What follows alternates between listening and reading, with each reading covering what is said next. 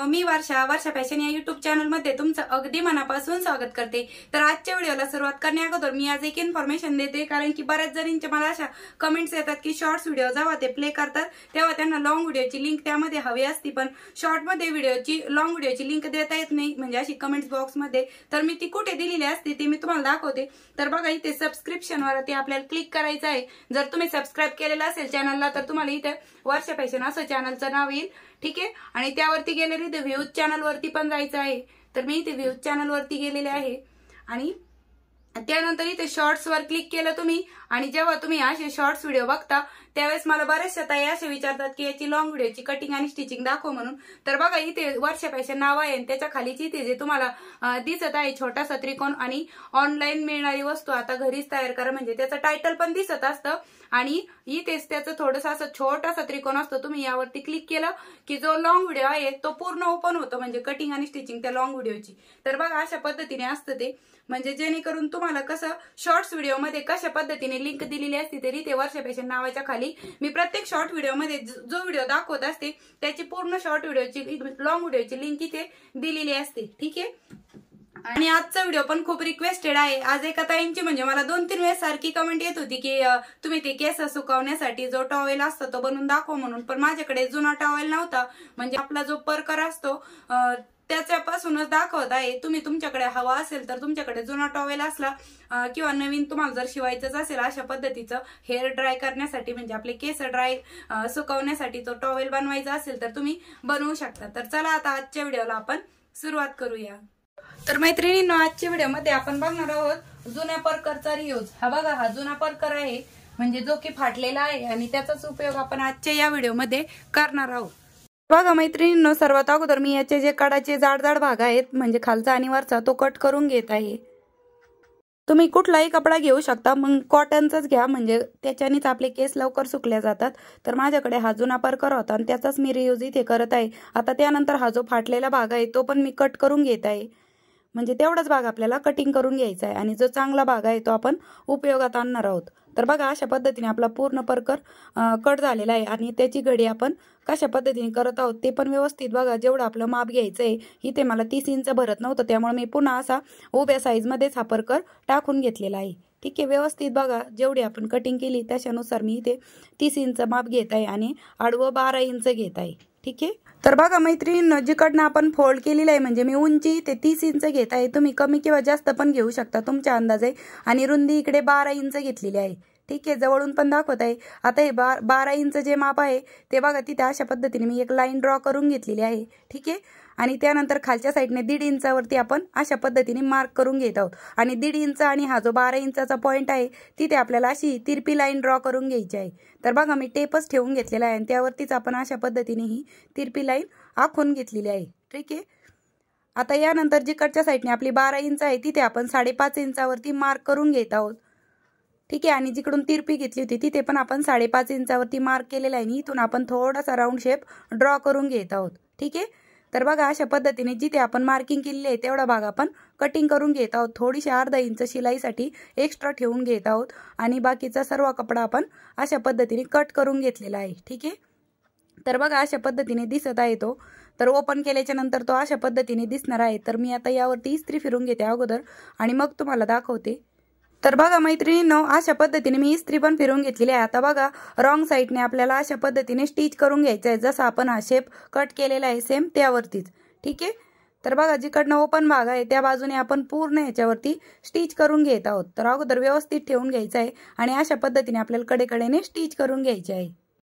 तर बघा, अगोदर मी अशा पद्धतीने टाचणी पण लावून घेतलेली आहे, जेणेकरून आपल्याला स्टिचिंग करायला सोपं पडेल। आणि अशा पद्धतीने आपण ह्या पूर्ण भागाला स्टिच करून घेणार आहोत कडेपर्यंत। तर अगदी सोप्या पद्धतीने मी तुम्हाला केस सुकवण्यासाठी आपण हे जे टॉवेल म्हणा कसं बनवायचं ते दाखवत आहे। तर हे विकत पण भेटतं, पण मला एका ताईंची खूप रिक्वेस्ट होती की बनवून दाखवा म्हणून तुम्ही, त्यामुळेच मी हा व्हिडिओ बनवत आहे।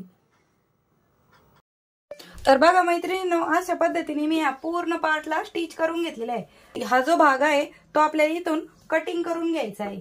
बघा मैत्रिणींनो, ज्या बाजूला फोल्ड भाग होता तो भाग मी कटिंग करून सेपरेट करून घेत आहे अशा पद्धतीने, ठीक आहे। आणि त्यानंतर हा भाग आपण पलटी मारून घेत आहोत।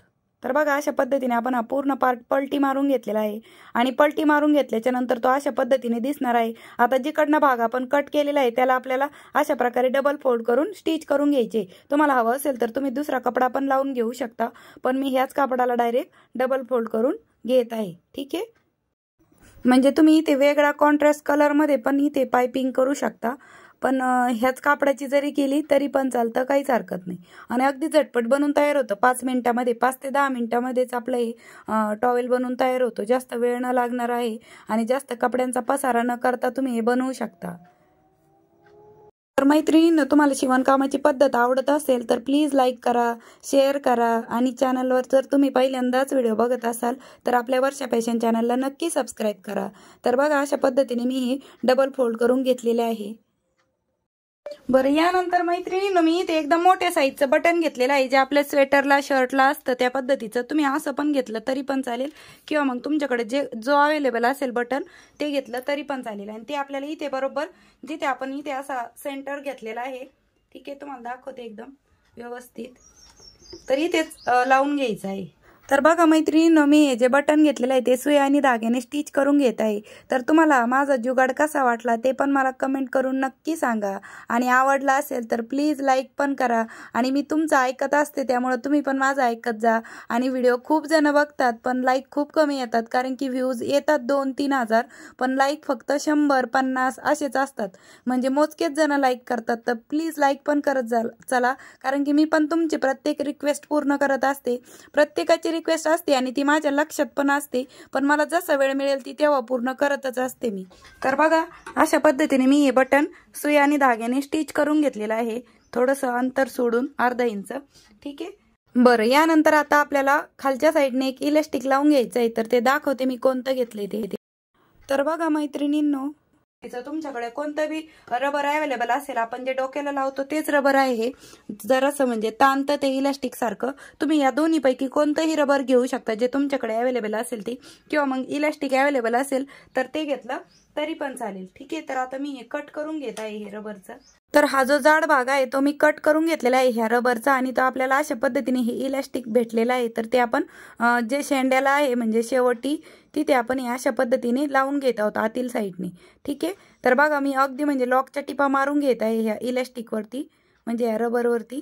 ठीक आहे, तर बघा अशा पद्धतीने आपलं हे इलास्टिक पण लावून झालेलं आहे बॉटमच्या साईडने। तर तुम्हाला मी एकदम व्यवस्थित दाखवत आहे। तर चला आता आपण कशा पद्धतीने केसांना लावायचा तो पण दाखवते पुढे। तर चला मैत्रिणींनो, तुम्हाला मी केसांना कसं लावायचं किंवा कसं गुंडाळायचं ते दाखवत आहे। तर अशा पद्धतीने आपण हा टॉवेल तयार करून घेतलेला आहे आणि त्यानंतर हे सर्व केस आपण असे पुढे घेतलेले आहेत आणि त्यानंतर हा जो भाग आहे, तर बघा जो बटन लावलेला भाग आहे तो सर्वात म्हणजे बॅक साईडला गेले आहे मानेपाशी डायरेक्ट, आणि शेंड्याला जो इलास्टिकवाला भाग आहे तो आलेला आहे। आता हे सर्व केस आपल्याला अशा पद्धतीने गुंडाळून घ्यायचे आहेत, हा जो आपण टॉवेल तयार केलेला आहे त्यामध्ये, आणि पूर्ण अशा पद्धतीने गुंडाळून घेत आपल्याला हे पूर्ण केस यामध्ये गुंडाळून घेतलेले आहे। त्यानंतर हे जे इलास्टिक आहे इथे जे बटन आहे त्यामध्ये आपण हे गुंतवून घेतलेलं आहे, जे एक्स्ट्राचे केस आहे ते पण मी यामध्ये गुंतवून घेतलेले आहे आणि अशा पद्धतीने खूप सुंदर असं आपले टॉवेल लावून तयार झालेलं आहे आणि काढायला पण खूप सिंपल आहे। मागचं बटन फक्त असं खोलून घेतलं की ते लगेच ओपन होतं। ठीक आहे, तर बघा कसा वाटला तुम्हाला व्हिडिओ ते पण मला कमेंट सेक्शनमध्ये नक्की कळवा। आवडल्यास लाईक करा, शेअर करा, सबस्क्राईब करा। भेटूया पुन्हा नेक्स्ट व्हिडिओमध्ये, तोपर्यंत bye bye, thanks for watching. Shri Swami Samarth, जय जिजाऊ, जय शिवराय।